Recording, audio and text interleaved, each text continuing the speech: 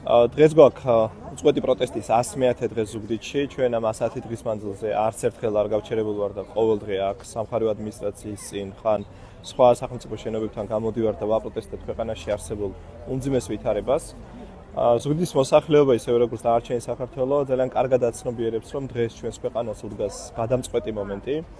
დღეს იმარჯვებს ქართველი ხალხი და მიდის იგი ევროპისკენ და ქვეყანას ათავისუფლებს რუსული გავლენებისგან.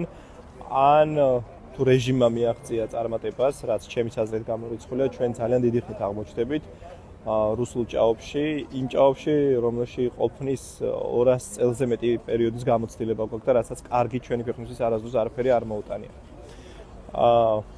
არ ვიღლებით, ჩვენი მოთხოვნები რჩება უცვლელი, ვითხოვთ რეჟიმის ყოების გათავისუფლებას, ხელახალ არჩევნებს და ამ არჩევნებისთვის საჭირო რეფორმების ჩატარებას.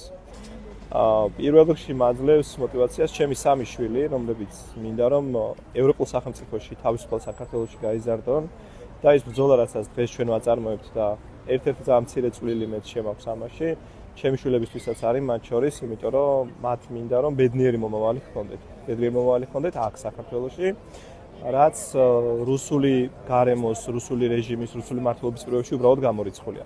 ამიტომაც დარწმუნებული ვარ, რომ ქართველი ხალხი ამ ბრძოლას სახელოვნად მოიგებს და ჩვენი ქვეყანა დაუბრუნდება თავის ისტორიულ ოჯახს ევროპას.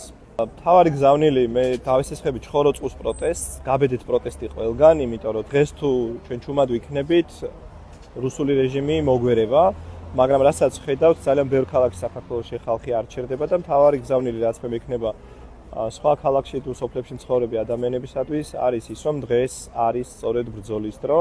შვიდობიანი გზით იმ წარმატების და ცვლილებების მიღწევის დრო, რომელმაც უნდა მოგვიტანოს ჩვენ რეალური სიკეთეები, რეალურად უნდა დააბრუნოს ეს ქვეყანა დასავლეთში ევროპაში და რეალურად დაამკვიდროს საქართველოში დემოკრატიული მართვის პრინციპები, თავისუფლება, ძალიან ბევრი მიმართულებით.